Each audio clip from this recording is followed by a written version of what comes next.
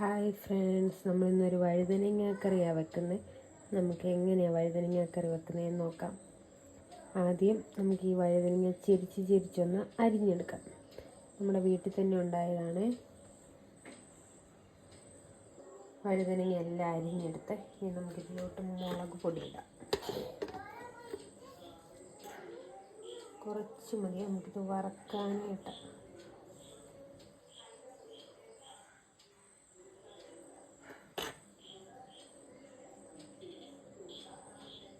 മഞ്ഞൾ,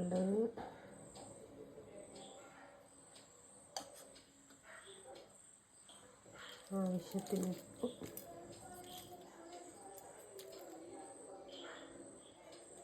നമുക്കിത് മൂന്നോടെ നല്ലതായിട്ട് കൈ വെച്ച് ഇളക്കാവേ. ഇനി നമുക്ക് അടുപ്പ് കത്തിക്കാം. അടുപ്പ് കത്തിച്ച് ഒരു പാൻ വെക്കാം.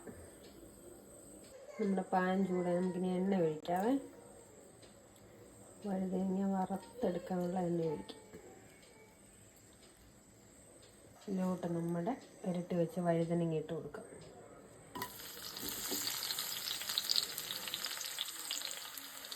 ഇച്ചിരി കറിവേപ്പിലയും കൂടി ഇട്ട് കൊടുക്കാതെ ഇളക്കി കൊടുക്കാം. ഒന്ന് മുരിഞ്ഞ് വരട്ടെ. 1/2 ലിറ്റർ തൈരാണ് എടുത്ത് വെച്ചിരുന്നത്. അപ്പോൾ നമ്മുടെ വഴുതനങ്ങ എല്ലാം മുരിഞ്ഞ് വന്നിട്ടുണ്ട്. ഇനി നമുക്കിത് എടുത്ത് തൈരിലോട്ട് ഇട്ട് കൊടുക്കാം.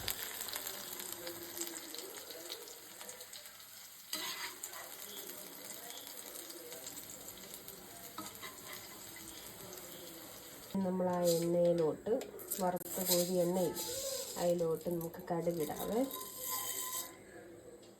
കടുക് പൊട്ടട്ടെ. കടുക് പൊട്ടുമ്പോൾ നമുക്ക് ഇച്ചിരി ഉലുവായും കൂടി ഇട്ട് കൊടുക്കും. കടുക് പൊട്ടിയേ. അപ്പം നമുക്ക് അതിനകത്തോട്ട് ഒരു 5-6 കൊച്ചുള്ളി, ഒരു 3-4 വറ്റൽമുളക്, കറിവേപ്പില ഇതൊന്ന് വറുത്തെടുക്കും.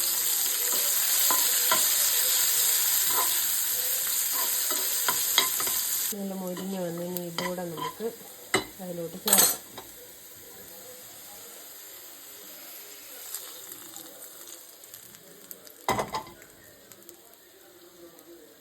ഇനി നമുക്കൊന്ന് മിക്സ് ചെയ്യാവേ.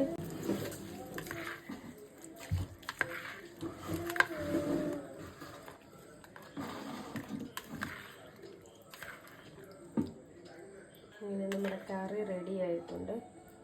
ഒരു 5 മിനിറ്റ് കഴിഞ്ഞിട്ട് നമുക്കിത് കഴിക്കാം. അപ്പോൾ ഇതെല്ലാം കൂടെ മിക്സ് ആയിക്കോളും.